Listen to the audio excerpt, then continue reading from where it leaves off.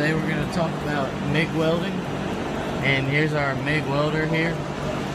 And this MIG welder runs off of a gas mixture of argon and CO2, and this is the valve to adjust your argon and CO2 levels. This is the valve to open the tank. Typically you want to keep your levels about 50 and about 100, and that's the PSI.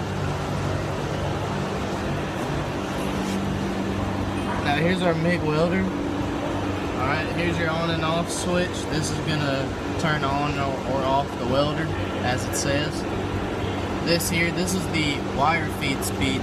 So this is going to control how fast the wire comes out of the welder, and that wire is used to weld metal, as in stick things together and stuff like that. For us, our wire feed speed, we're using 300, which is a good speed for what we're doing, but there's different speeds for different applications.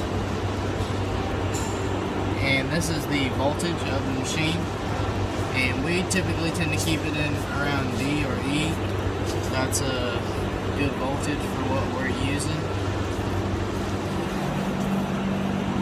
You set up this MIG welder, you want to have it grounded to the surface you're working on. This is your ground cable, and this is your welder here. This is where your wires are going to come out.